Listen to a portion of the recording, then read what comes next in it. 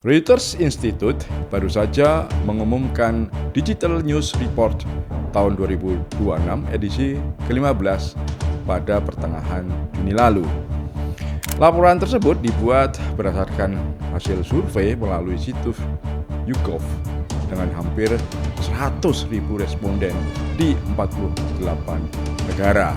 Ini adalah studi konsumsi berita paling komprehensif di dunia, dan tahun ini temuannya bikin mules bagi orang-orang yang bekerja di industri media. Mengapa bikin mules? Apa saja temuan penting dari laporan itu? Kita bahas setelah ini.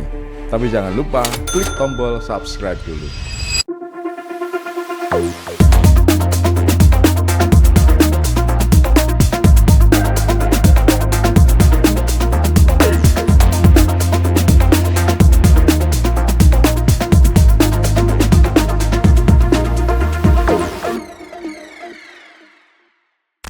Ada masa ketika orang bangun pagi, membuka koran, menyalakan radio, atau menunggu berita malam di televisi. Saat itu dunia terasa lebih rapi. Berita datang dari ruang redaksi, disusun oleh para redaktur, lalu dibacakan oleh penyiar dan publik menerimanya sebagai konsumen. Sekarang jalurnya sudah berubah. Orang tidak lagi selalu mencari berita. Sekarang yang terjadi, berita justru mencari orang.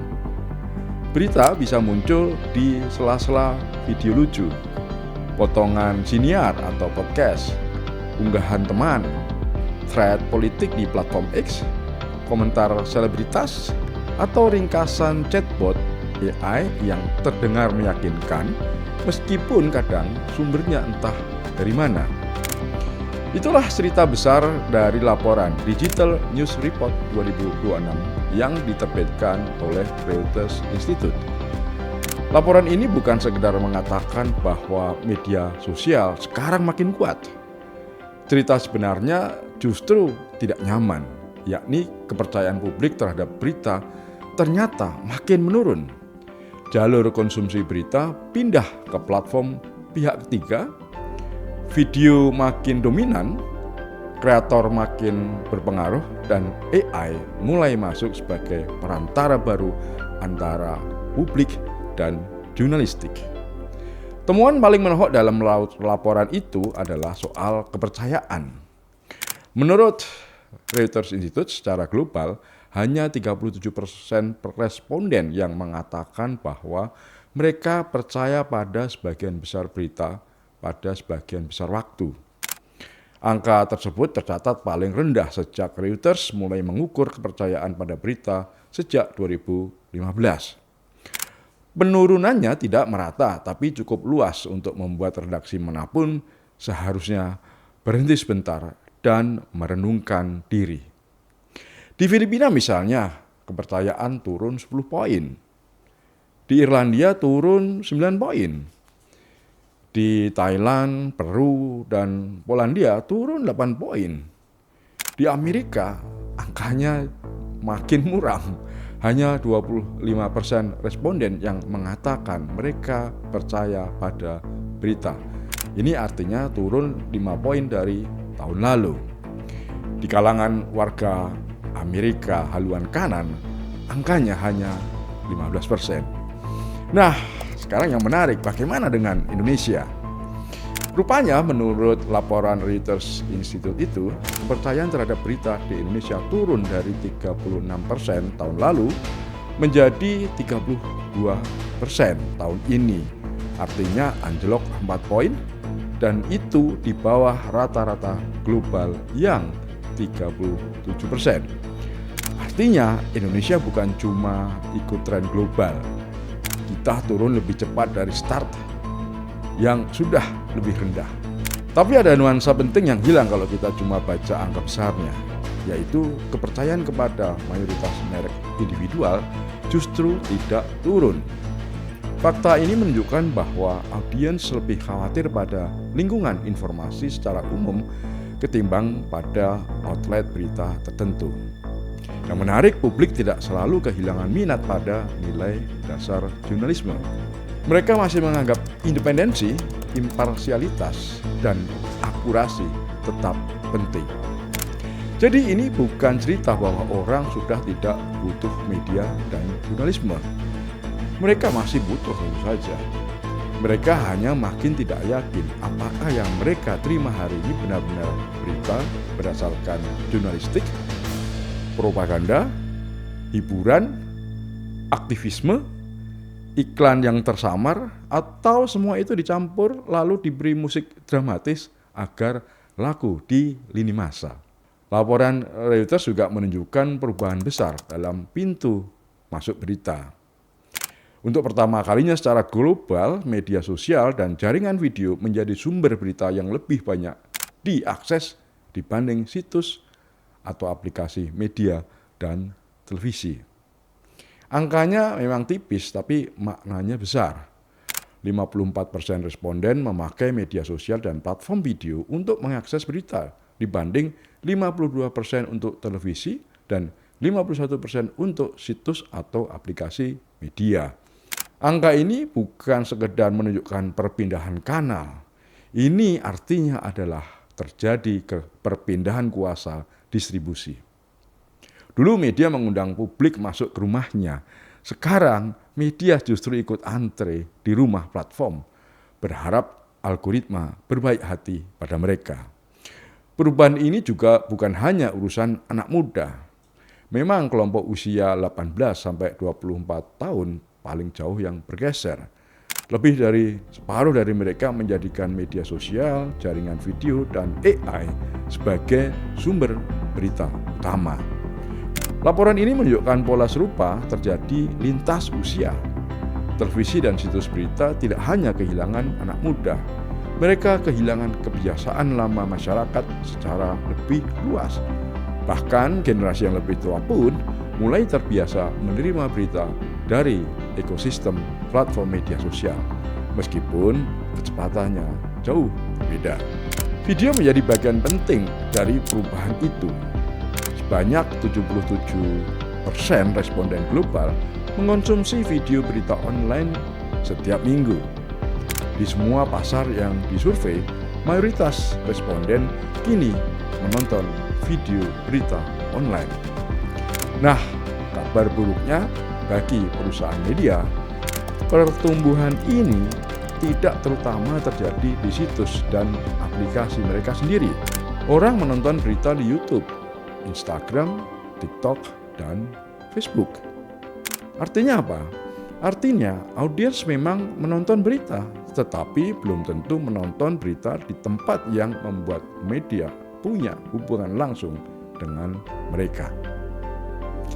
Di sini muncul aktor lain yang tidak kalah penting dan sangat berpengaruh pada media mainstream, yaitu kreator dan para influencer.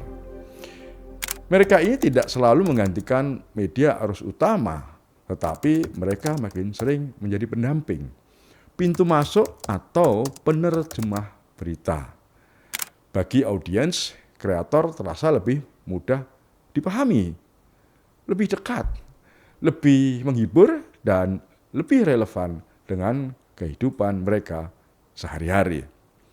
Masalahnya, kualitas itu tidak otomatis berarti lebih akurat atau lebih adil.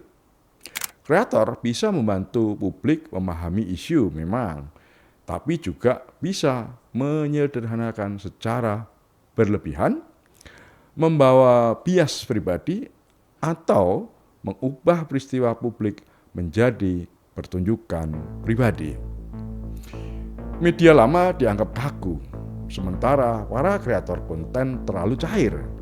Masyarakat berdiri di tengah, mencoba memilih, lalu akhirnya menyerah kepada mana yang paling enak mereka tonton. Nah, AI chatbot menambah masalah baru. Secara penggunaan per minggu, chatbot AI untuk berita naik dari 7% menjadi 10% secara global. Di kelompok usia di bawah 35 tahun angkanya 16%. Ini tidak berarti menunjukkan ledakan besar, tapi sudah cukup untuk membuat industri media konvensional jadi gugup. Orang memakai chatbot karena cepat, ia bisa merangkum isu yang rumit, bisa menjawab pertanyaan apapun, bahkan pertanyaan lanjutannya, dan bisa membantu orang menerjemahkan atau menjelaskan konteks. Dengan kata lain, AI menawarkan sesuatu yang sering gagal diberikan oleh media konvensional, yakni lebih ringkas, lebih jelas, langsung, dan tidak memaksa pembaca harus melewati 3 iklan pop-up atau satu halaman yang beratnya seperti dosa kolektif kita semua. Nah, kabar baik untuk media dan kita semua, kepercayaan pada AI ternyata masih rendah. Hanya sekitar 20% responden global yang percaya pada jawaban AI untuk berita. Angka tersebut lebih rendah dibanding kepercayaan pada berita secara umum.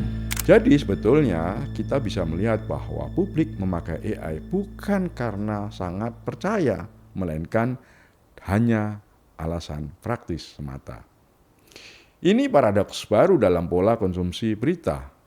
Orang memakai sumber yang mereka sendiri lakukan karena sumber itu cepat dan nyaman. Rasional?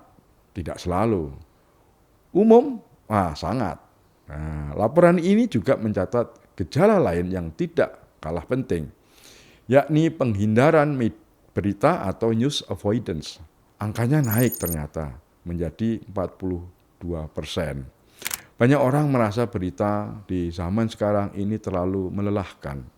Terlalu banyak berita negatif, terlalu politis, terlalu jauh dari kehidupan mereka, atau terlalu membuat masyarakat merasa tidak berdaya. Tentu saja ini pukulan bagi media, karena masalahnya bukan hanya soal distribusi. Masalahnya juga pengalaman emosional masyarakat saat berhadapan dengan berita. Orang tidak selalu lari dari berita karena merasa bodoh. Kadang mereka lari menjauh karena merasa berita hanya menambah beban tanpa memberi pegangan. Bagi redaksi, orang-orang humas, pembuat kebijakan, dan siapapun yang bekerja di wilayah komunikasi publik, pesan laporan ini sangat jelas. Pertama, publik ternyata tidak pernah meninggalkan informasi. Publik hanya meninggalkan format, kanal, dan gaya lama yang terasa tidak lagi cocok dengan hidup mereka. Masyarakat masih ingin tahu, tetapi ingin penjelasan yang lebih mudah dipahami. Konsumen media juga masih membutuhkan verifikasi, tetapi baru menemukannya setelah melewati komentar, potongan video, dan ringkasan karya AI. Mereka masih menghargai jurnalisme, tetapi sekarang ini makin sulit membedakan antara jurnalisme dari kegaduhan yang memakai baju seperti jurnalisme. Jadi krisisnya bukan orang tidak percaya media lagi.